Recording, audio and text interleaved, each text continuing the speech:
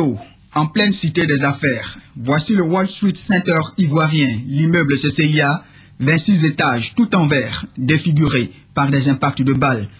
Tout un symbole pour dire combien le monde des affaires a payé le prix fort à la crise post-électorale. Même si l'on peine encore à chiffrer les pertes, secteur privé et gouvernement s'accordent cependant sur la gravité de la situation. Dès sa prise effective du pouvoir, le président de la République Alassane Ouattara, en économiste, a pris des mesures vigoureuses pour aider le secteur privé à restaurer son outil de production détruit et à remettre sur pied l'ensemble du système. Le gouvernement a consenti un effort financier direct de 12 milliards de francs CFA aux entreprises et procédé à des allègements fiscaux, ce qui a permis de baisser la pression fiscale. C'est une anticipation. Il y a deux anticipations même à l'intérieur. La première anticipation, c'est qu'il a anticipé sur la réaction des opérateurs privés. Parce qu'il savait que dans tous les cas, les opérateurs privés allaient poser ces problèmes parce que c'est une réalité. Et le président a anticipé en leur disant, je connais votre secteur, je sais de quoi vous souffrez, voilà ce que je vous propose. Donc il répond certainement à 70% des préoccupations des opérateurs. Donc il lance une balle. Il attend le retour des opérateurs et les opérateurs ne doivent pas faillir à ces niveaux-là. La reprise des relations avec les bailleurs de fonds, Banque mondiale, Fonds monétaire international, a ressuscité plus de 200 entreprises œuvrant dans le cadre du projet d'assistance post-crise, principalement financé par la Banque mondiale. Toujours dans le cadre du soutien direct à l'économie privée, le gouvernement est en passe de réaliser un miracle. S'acquitter de sa dette à l'endroit des fournisseurs de l'État, dette qui s'élève à plus de 300 milliards de francs CFA. Jusqu'au 31 décembre 2011, l'État s'est engagé à rembourser 80% de sa dette intérieure. S'il y a un secteur essentiel dans le développement des affaires, c'est bien celui des banques et établissements financiers. Entre fermeture et nationalisation, on peut le dire, le secteur des banques revient de loin.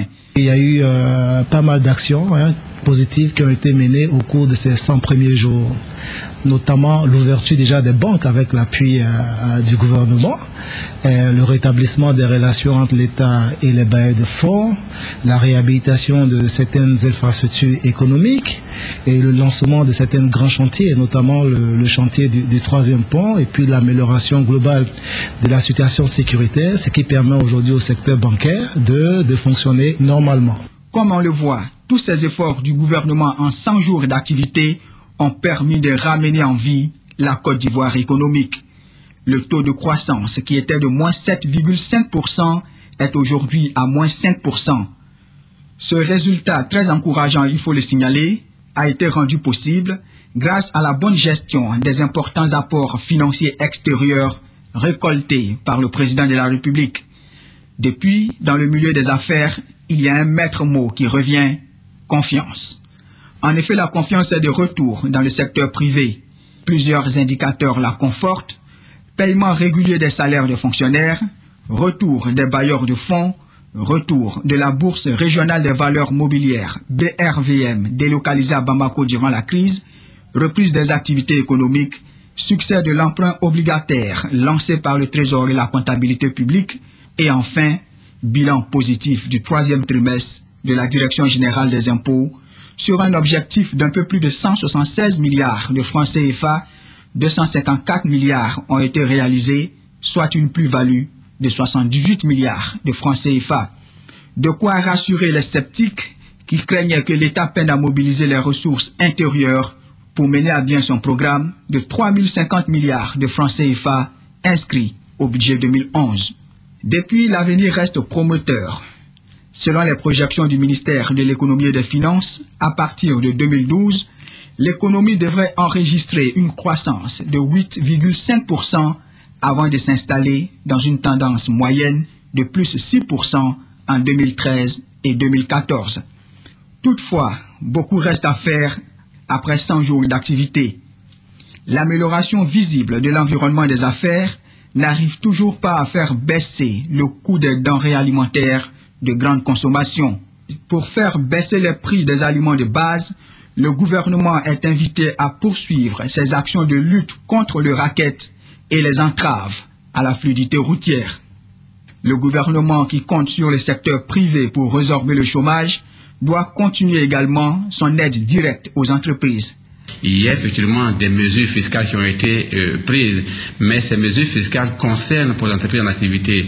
Celle qui a subi des dommages et qui n'est pas en activité ne bénéficie pas de cela parce que pour effectivement bénéficier, il faut exister, il faut exercer. Or, ces entreprises-là, aujourd'hui, ont du mal à se relever. Donc, il faut que les mesures soient prises. Autre point à améliorer pour booster le secteur privé, la sécurité et la justice. Faire en sorte qu'un homme d'affaires qui a des problèmes en justice puisse vraiment trouver une solution rapidement, parce que pour lui le temps vraiment est très cher. Justement, en ce qui concerne la justice, le gouvernement doit accélérer son projet de mise en place de tribunaux de commerce.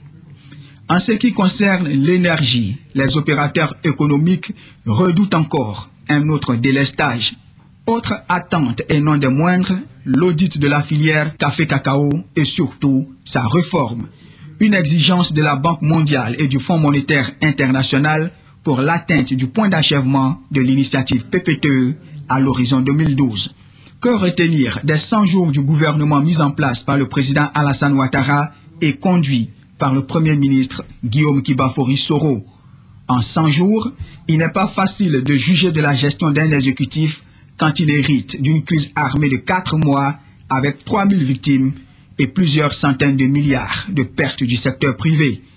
Mais au vu du retour de la confiance dans le monde des affaires et de la remise sur pied du secteur privé, on peut le dire, avec le président Alassane Ouattara, la Côte d'Ivoire est véritablement au travail.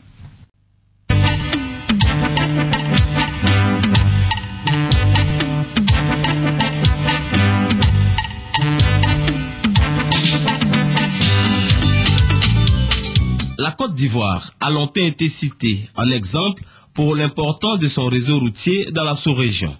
Plus de 65 000 km de routes, dont 7 000 km bitumés.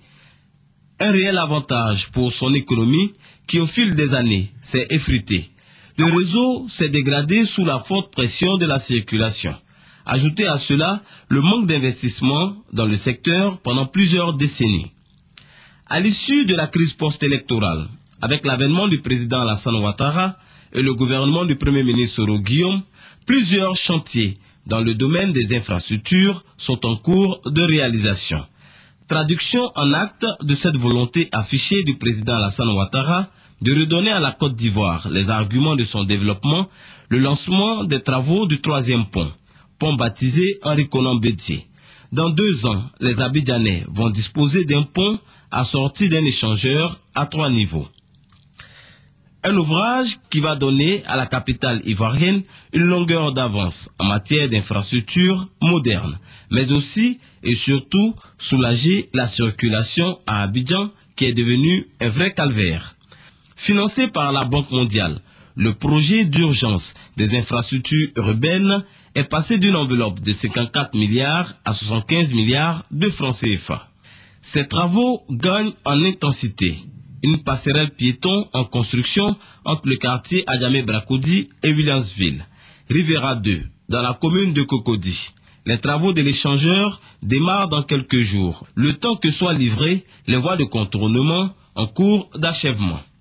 Plus loin, dans la zone d'Angré, 2 ponts jumelés, bientôt livrés, permettront de relier les quartiers 7e et 9e tranches. À Abobo, la voie allant de la nouvelle gare au PK18 sera réhabilitée. Vous voyez, c'est un trou qui est là. Des fois, quand il pleut, des petites voitures comme des bagas comme ça, là, on rentre dedans, ça gratte nos moteurs. Donc, on a toutes sortes de problèmes. J'ai perdu 2 amortisseurs à moins d'1 an. Le calvaire des usagers de ce couloir économique prendra fin bientôt. Le ministre des Infrastructures économiques qui a lancé les travaux donne un délai de 6 mois. Le village communal d'Akeikwa aura lui attendu 38 ans après son lotissement en 1973 pour voir son vœu, certainement le plus cher, se réaliser. La construction d'une voie bitumée sur 3 km. Sur cette petite voie, on a enregistré plein de décès des personnes qui étaient malades qu'on envoie à l'hôpital sur la route, elle meurt parce qu'on a passé tout le temps sur la route et ces personnes mouraient. C'était vraiment difficile à vivre. C'est le deuxième chantier que le ministre Patrick Achi a lancé à Bobo dans la même journée. Devant les populations et les autorités municipales, le directeur des opérations de la Banque mondiale a réaffirmé l'engagement de la banque à accompagner la Côte d'Ivoire. Le vœu le plus ardent que je forme ici est celui d'une Côte d'Ivoire forte, plus prospère, réconciliée avec elle-même et repositionnée dans sa place de leader de la région ouest africaine, place qu'elle n'aurait jamais dû quitter. À Yopougon, comme dans d'autres communes, beaucoup reste à faire, mais les populations saluent le traitement des nids de poules et les plaques dégradées sur la voirie. Ce sont les fruits de l'opération Zéro nid de poule à Abidjan, un programme complémentaire obtenu par le gouvernement ivoirien auprès de la Banque mondiale. L'une des composantes du projet d'urgence des infrastructures urbaines, la réhabilitation du réseau d'assainissement. Dans le souci de résoudre définitivement l'ensablement du bassin du Gourou, plus connu sous le nom du carrefour de l'Indénié, des travaux de réalisation de canaux sont en cours à Williamsville et à Adjamé. L'ensemble de ces chantiers va nous permettre de préparer de façon sereine l'aménagement du carrefour de l'Indénié avec tout le dragage que cela comporte au niveau de la lagune. Afin de faire face à l'accroissement de la demande nationale et éloigner aussi le spectre des délestages, tout en repositionnant la Côte d'Ivoire comme fournisseur d'électricité de la sous-région, un autre pan du programme de développement des infrastructures socio-économiques de la Côte d'Ivoire sera mis en œuvre. Le lancement des travaux d'augmentation des capacités de la compagnie ivoirienne de production d'électricité. Autour d'Abidjan, les travaux du pont de Jacquesville sont en voie d'être relancés. Quant à l'autoroute du Nord, les travaux se poursuivent. Les travaux de l'autoroute de Grand Bassam sont annoncés. Les villes de l'intérieur du pays bénéficient également de ce vaste programme de développement. Man, Boaké, Korogo sont dans la mouvance. En clair, toute la Côte d'Ivoire est en chantier.